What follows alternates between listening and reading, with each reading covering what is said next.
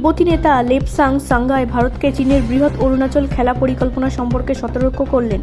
লোপসাং সাংগাইয়ের এই সতর্কবার্তা এমন এক সময় এসেছে যখন বেইজিং অরুণাচল গ্রামের নাম পরিবর্তন, প্রকৃত নিয়ন্ত্রণ রেখার কাছে সামরিক অবকাঠামো নির্মাণ এবং ভারতের বিরুদ্ধে পাকিস্তানকে সমর্থন করে চলেছে। নির্বাসিত তিব্বতী সরকারের প্রাক্তন রাষ্ট্রপতি লোপসাং সাংগাই সতর্ক করেছেন যে চীনের সম্প্রসারণবাদী উচ্চাকাঙ্ক্ষা এখনও শেষ হয়নি। অরুণাচল প্রদেশ তাদের পরবর্তী বড় পদক্ষেপের কেন্দ্রবিন্দুতে এবং ভারত এটিকে বিশ্বাস করতে পারে না। ভারত চীন সম্পর্কের ইতিহাস পর্যালোচনা করে মিস্টার সাংগাই উল্লেখ করেছেন যে সম্পর্ক পুনঃস্থাপনের জন্য নয়াদিল্লির প্রতিটি প্রচেষ্টা বিশ্বাসঘাতকতায় পরিণত হয়েছে।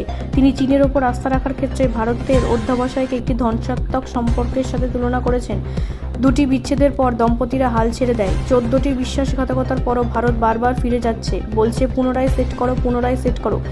তোমার হৃদয় টুকরো টুকরো হয়ে গেছে, কিন্তু তুমি এখনও স্কচ টেপ দিয়ে বেঁধে রাখো, তিনি বলেন। মিস্টার সাংগে হিমালয় সীমান্তে চীনের সামরিক ঘাঁটি গড়ে তোলার বিষয়েও সতর্ক করে দিয়েছিলেন। চীন অরুণাচল প্রদেশ জুড়ে উচ্চ গতির রেলপথ, মহাসড়ক এবং সামরিক বিমান ঘাঁটি তৈরি করছে।